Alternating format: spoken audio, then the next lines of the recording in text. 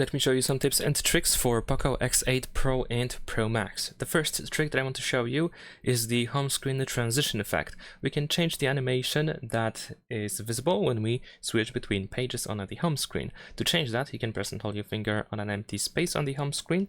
Then we can choose settings in the bottom right corner, and over here we have transition effects, and you can choose whichever effect you wish to use on the home screen.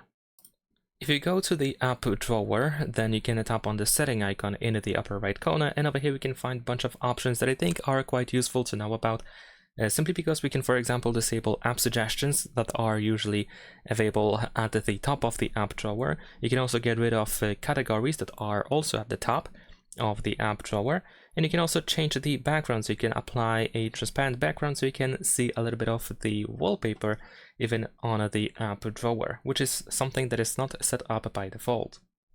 One of the pre-installed apps on both devices, on X8 Pro and Pro Max, is the security app, which contains many different useful features. Of course, we have the optimization button, which appears over here if there is something to optimize. We have the security scan. We can also use the boost speed option over here to potentially increase the speed of our phone. We have deep clean and also common features in here. But in order to find all of these common features, you can actually scroll all the way down and then swipe up.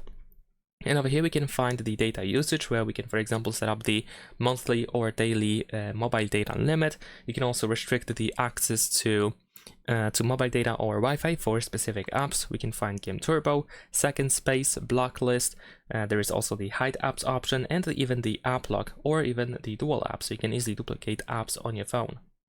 Another thing is the MI Remote app, which can be used in order to set up a remote for your home appliance. So for example, if I tap on Add Remote over here, or if you use this plus button in the upper right corner, as you can see, there is quite a big of a list of different devices that you can set up on your phone. For example, I think the TV and AC are the most useful ones, simply because we can use our phone as a remote. So if you lose your remote or something, then you can use your phone to control your TV, AC, or anything else over here that we have in here. You can customize what is accessible or actually visible at the top over here, what kind of icons and information you wish to see over there. So if you go to settings and proceed to notifications and status bar, over here you can choose customize icon display.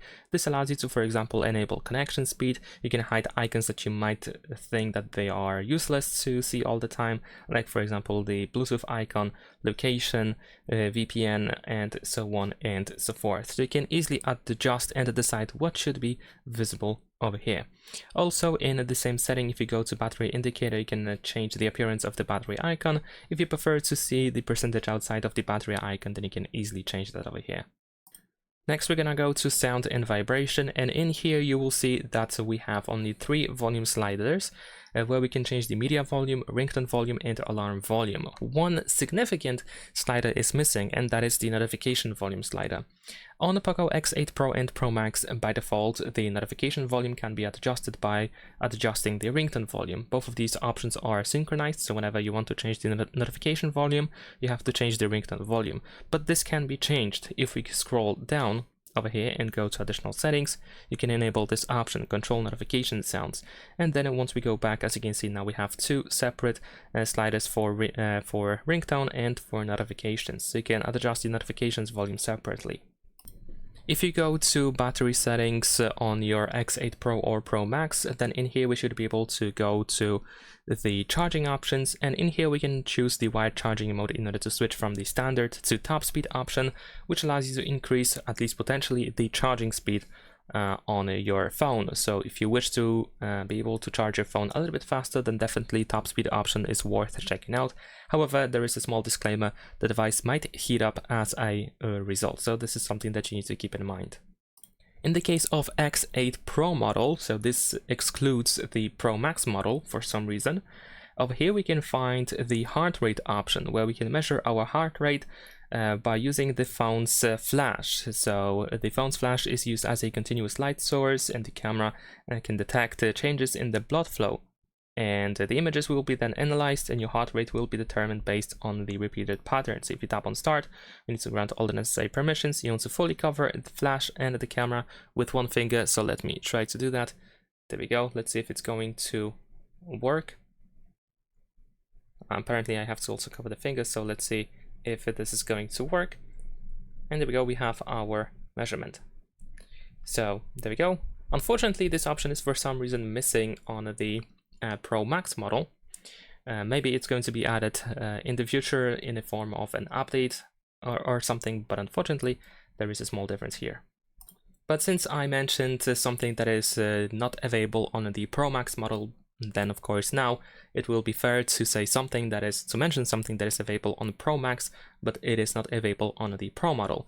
So in settings, and then if you go to additional settings in here, you can go to gesture shortcuts in order to set up the back tap gestures. So we have double tap and triple back tap. Over here, we can choose one of these available options. Let's say I'm gonna choose take a screenshot. So now we should be able to double tap the back of the phone in order to capture a screenshot. Usually I just tap somewhere over here, so we should be able to even gently tap twice. There we go. And in my case, I can just perform a screenshot. Besides that, if you go to the control center over here, and if you tap on edit, then you can add labels to shortcuts. This is of course available on both phones now. If I tap on this check over here, then as you can see now I have all of these shortcuts and buttons with names below them.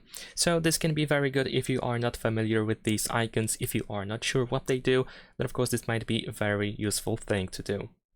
And of course, in the case of both models, we have the backlights where we have our cameras.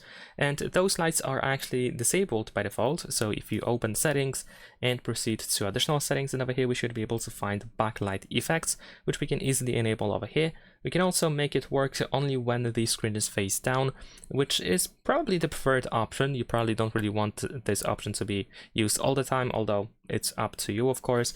And over here we can, for example, change the color for these effects. So over here, as you can see, we have the red color, then we have the yellow one, we have the orange, and so on and so forth. So as you can see, we have a little bit of customization, at least for incoming calls and app notifications. We can adjust the brightness, and we can also choose, for example, with which apps the effects should work with music apps. So if you listen to music from your phone, then you can actually synchronize lights with the music.